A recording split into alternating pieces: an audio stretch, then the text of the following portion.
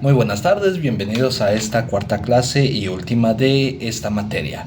Y vamos a hablar de una corriente, una teoría que va a conformar a las tres grandes fuerzas de la psicología. Recuerden que yo les mencionaba que la primera gran fuerza es el psicoanálisis, la segunda es el conductismo y la tercera es el humanismo, ¿no? Entonces, el día de hoy vamos a darle pie a esta parte del conductismo y saber un poquito cómo se desarrolla todo ello, para que en futuras clases, futuras materias, ustedes se les faciliten comprender de dónde viene todas estas teorías. Ahora, la pregunta va referente a esta situación. Nosotros los seres humanos, ¿en qué nos parecemos a los animales? ¿Por qué hago esta pregunta? Porque al final a cabo nosotros provenimos de la cadena alimenticia, entonces pertenecemos a este reino animal. Este reino animal que pues va a estar pues ahí presente en nosotros en nuestra vida cotidiana. ¿Qué va a pasar con esto? Cuando nosotros conocemos al conductismo, vamos a entender que dio una vuelta de 180 grados. ¿Por qué? Porque en el humanismo y en el psicoanálisis nos enfocábamos en esta parte de la mente y cómo afectaba en el comportamiento, la parte de la psique, la parte del alma, del inconsciente, etcétera, etcétera, etcétera. Pero después nos damos cuenta que llegamos al conductismo y ellos dicen, ¿sabes qué? Está padre lo que dices, pero no lo puedo medir. No lo puedo analizar, no lo puedo llevar a un laboratorio y entonces es muy subjetivo, es muy irreal. Entonces nos vamos a enfocar en aquello que sí podamos medir, que es básicamente el comportamiento, ¿no? A partir de esta premisa del comportamiento, el conductismo se va a basar en estímulos-respuestas, en algo que sí se pueda medir. ¿Cuántas veces se lleva a cabo todo esto, todo este comportamiento? ¿Qué va a pasar? ¿Qué estudia el conductismo? La predicción y el control de las conductas del objeto de estudio. ¿Cuántas veces puede llevar a cabo todo esto? La gran crítica que tiene esta corriente es de que se vuelve muy robotizada, muy mecánica, que se tiene que hacer tantas veces para que se cumpla tal objetivo y entonces podamos analizarlo de una forma correcta. Aquellos que han asistido a terapia conductual saben que se les da básicamente una receta que tiene que cumplir sí, porque es parte de la modificación del comportamiento. El objeto único de estudio o el único válido para el conductismo es la conducta observable. No se van a meter con la mente porque ellos decían que cambiando la forma de actuar cambiarán la forma de pensar. En esta parte el creador se origina con un personaje que se llama John B. Watson. En esta parte Watson tenía una creencia. Él dijo, a mí tráeme a un niño y yo lograré que éste logre hacer lo que tú quieras. Tanto así que llegamos al experimento del pequeño Albert. El pequeño Albert era un niño, un bebé de 2 años. No se llamaba Albert, pero así se le pone para una cuestión de estudio, donde lo introducen en un cuarto totalmente blanco. En ese cuarto totalmente blanco se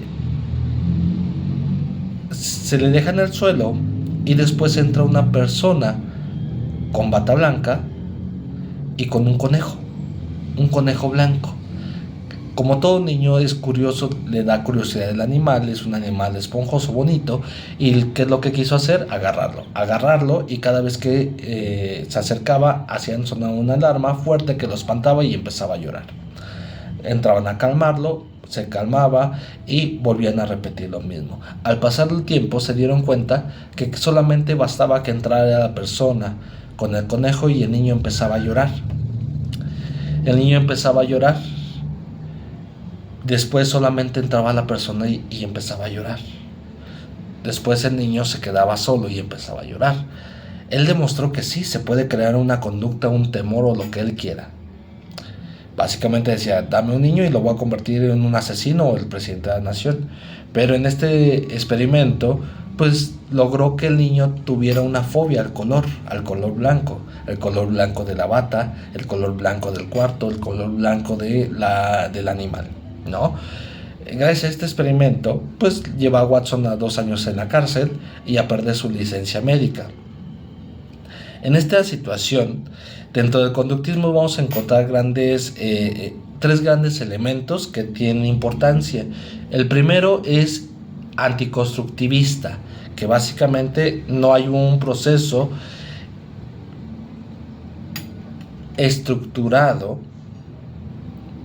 Dice, los procesos de desarrollo no son explicados por cambio debido a estructuraciones en el sujeto o fenómenos internos, que no hay algo propio del estructuralismo, del funcionalismo, que se vea reflejado en la mente y que después salga, sino que es algo que va a salir pues a partir de una conducta, un estímulo, ¿no? Algo fuera de.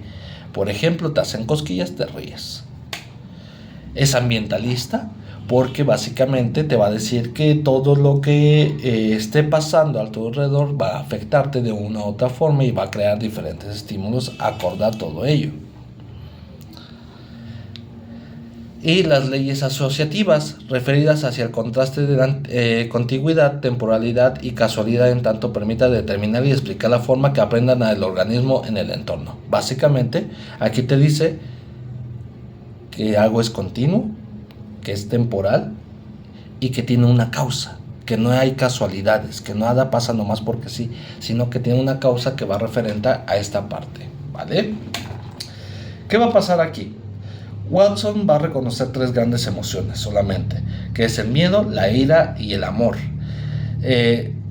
Rechaza la distinción de la mente y cuerpo, solamente estas 3 emociones, dado a que en esta parte pues son emociones que se pueden medir, como a través de la conducta. Siguiendo con esta continuante, aparece un autor que es Edward Lee Thorndike, el cual nos propone que siempre va a haber 2 cosas en común en una conducta: un estímulo y una respuesta. Tienes hambre, comes; tienes sed, tomas agua; tienes ganas de hacer algo, lo haces. Pero siempre hay un estímulo y hay una respuesta, tanto que nuestro cuerpo está preparado para todo ello: atacar o huir. A partir de ahí surge uno de los autores más reconocidos referente al conductismo, que es Ivan Petrovich Pavlov, aquel que hizo experimentos, aquel que basó su teoría en animales. Y esa es la gran crítica que tiene el conductismo, que toda su teoría se basa en animales. Él propone un experimento con un perro donde ponía un perro, le conecta a esta parte de las glándulas salivales del perro una manguerita para medir cuánta salivación podía producir a través de diferentes estímulos. Primero lo que hacían era mostrarle el alimento, el animal empezaba a salivar cuando veía el alimento. 2, hacían sonar una campanita y el animal no salivaba. 3, hacían sonar la campanita y mostraban la comida o le daban de comer, el perro salivaba. Al pasar el tiempo se está repite y repite esto, que el perro asocia que cada vez que sonaba la campanita iban a darle de comer, pero ya no se les daba. ¿Y qué cree que pasaba? Empezaba la salivación, ¿no? Ese es el gran experimento, como lo están viendo en pantalla, de el perro de Pavlov.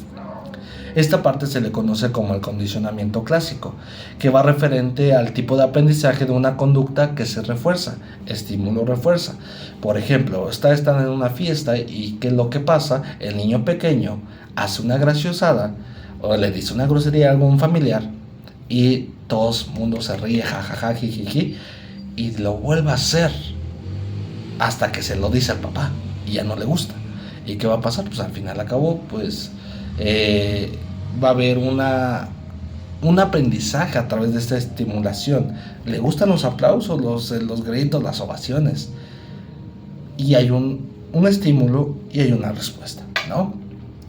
En esta parte el reforzador sugiere que pues puede ser cualquier cosa: un aplauso, un dulce, la comida, etcétera, etcétera, etcétera. Tanto que cuando llegamos con Skinner vamos a encontrar una cuestión del condicionamiento operante, que ya no solamente es estímulo-respuesta, sino también es un estímulo-respuesta reforzador, el cual lo demuestra como el experimento de la caja de Skinner. Era básicamente una cajita donde se introducía una rata y tenía dos palancas. Una palanca, pues básicamente le daba choques eléctricos y la otra palanca le daba comida. La rata curiosa empieza a investigar todo este espacio y aprieta la palanca que le da choques eléctricos. En esta situación la rata aprende que esa palanca le causa un daño y después pasa el tiempo, aprieta la otra palanca y se da cuenta que le daba de comer. Lo volví a hacer, le volví a dar y dar y dar. Entonces se daba cuenta que cada vez que apretaba ahí y le daban de comer. Es un principio básico del entrenamiento de los animales, de los perros en este caso, que básicamente hacen lo que quieren, les dan un premio, ¿no? Entonces, ¿qué es lo que va a pasar aquí? Hay un refuerzo positivo. El refuerzo positivo es algo que estimula que siga la conducta. Un abrazo, un dulce, una felicitación, lo que ustedes quieran. Un refuerzo negativo que se pretende para eliminar la conducta no deseada. Un regaño, una cuestión adversiva. Un castigo positivo, decir, quiero eliminar esa cuestión. Más bien, el refuerzo negativo va de la mano con esta parte de que también va a reforzar las cosas negativas, ¿no? Como lo decíamos con el niño. Y el castigo positivo va a ser para eliminar esa conducta que yo no quiero que prevalezca a través de una situación desagradable para el sujeto. Y el castigo negativo, pues básicamente es como lo que hacen los adolescentes. Tú les dices no y te dicen, ¿cómo que no? Lo regañan y vas a ver que sí lo puedo hacer. Y estamos en esa constante, ¿vale? Entonces hasta aquí, a grosso modo, lo vas a encontrar a profundidad en tus diapositivas. Todo referente a lo que es el conductismo. Hasta luego.